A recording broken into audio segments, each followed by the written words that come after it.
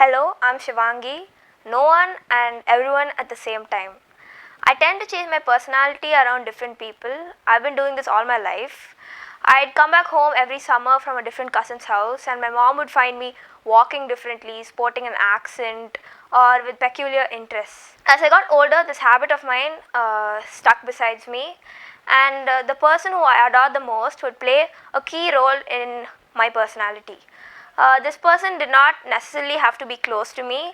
It could even be a intriguing trait that I found in the boy who was sitting in front of me on the bus ride home.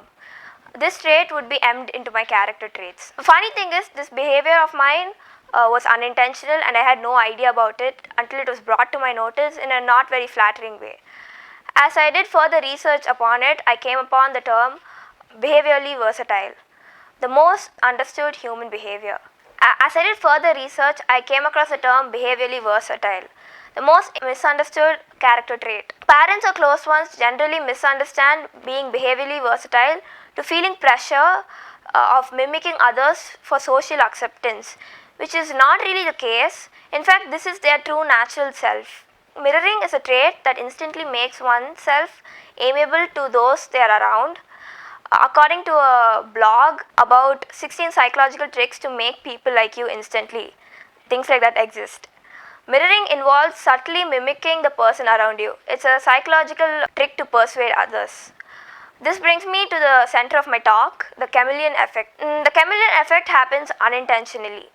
The chameleon effect refers to the non-conscious mimicry of the postures, mannerisms, facial expressions, and behavior of one's interaction partners, such that one's behavior passively and unintentionally changes to match that of others in one's current social environment.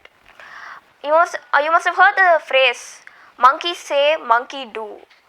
It relates to how ape and primates, including humans, are relatively good at imitating others. Except the monkey is not a very suitable metaphor, since the monkey does it intentionally. On the contrary, monkey is not a suitable metaphor, as it is often intentionally done.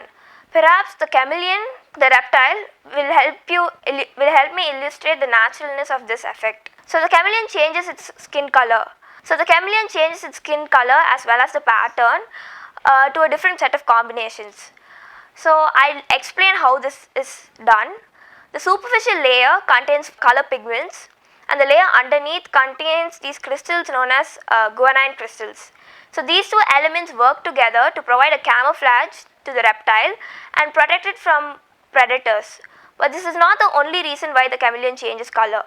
It also changes color to indicate the chameleons.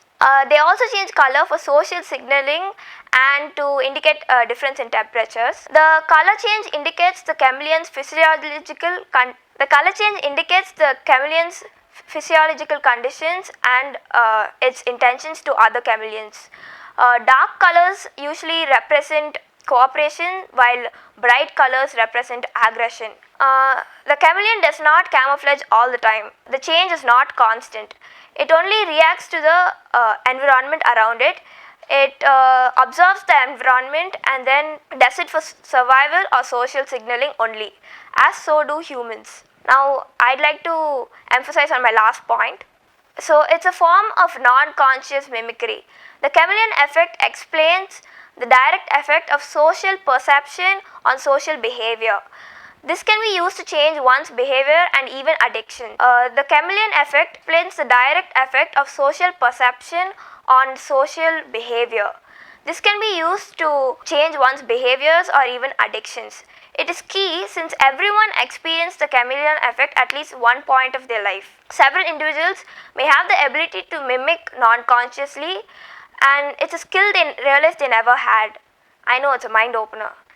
Now, on a more serious note, those who tend to experience the chameleon effect are more likely to develop dispositional empathy, a tendency for individuals to imagine and experience the feeling and experiences of others as their own. So, when people with low empathy try to mimic someone, then the results will be largely negative. They will be coming off as being fake or trying to copy other people. This is not a very amiable behavior. Their shallow interest in the other person will be obvious. Deeper connection requires deeper interest and deeper understanding. So it may not even be worth faking that mimicry or chameleon effect. So their shallow interest in the other person will be obvious.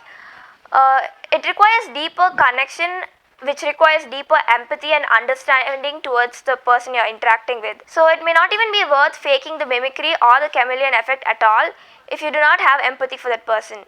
The better strategy would be to working on developing true empathy for the other person, such as the ability to see and things from their perspective and not just your own.